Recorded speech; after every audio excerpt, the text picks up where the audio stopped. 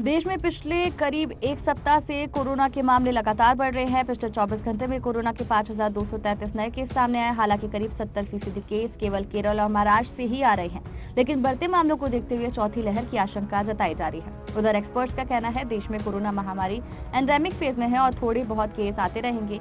इस बीच भारतीय चिकित्सा अनुसंधान परिषद (ICMR) का कहना है कि फिलहाल देश में कोरोना की चौथी लहर का कोई खतरा नहीं है, लेकिन गंभीर बीमारी से पीड़ित मरीज और बुजुर्गों को विशेष सावधानी बरतने की जरूरत है। ICMR के वैज्ञानिक डॉक्टर समीरन पांडा कहते हैं कि फिलहाल देश में चौथी लहर से जुड़ा कोई डाटा या संकेत नहीं है। ऐसे में चौथी लहर की कोई आशंका नहीं है, लेकिन लोगों को कोविड से बचाव के नियमों का पालन करना चाहिए। भीड़ वाले इलाकों में मास्क लगाने के साथ साथ सामाजिक दूरी का पालन भी करने की जरूरत है।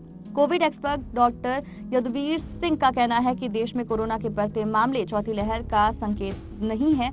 ये हो सकता है कि केस ओमिक्रॉन के सब वेरिएंट BA.5 की वजह से बढ़ रहे हैं। हालांकि इसके लक्षण भी पुराने वेरिएंट की तरह ही हैं। ऐसे में केस ज्यादा नहीं बढ़ेंगे। देश में महामारी एंडेमिक फेज में है। इस स्थिति में हर थोड़े समय में किसी न किसी राज्य में केस बढ़ेंगे, लेकिन इनकी रफ्तार ऐसी नहीं होगी जिससे खतरा होगा। हालांकि फिलहाल जो लोग संक्रमित मिल रहे हैं उनके लक्षणों पर ध्यान देने की जरूरत है। अगर लक्षणों में कुछ बदलाव आ रहा है तो इसको लेकर सतर्क रहना होगा। साथ ही किसी नए वेरिएंट की आशंका को देखते हुए जीनोम सीक्वेंसिंग भी लगातार करनी होगी। कोरोना और वैक्सीनेशन से जुड़ी जानकारी से अपडेट रहने के लिए हमारे चैनल को सब्सक्राइब कर लीजिए।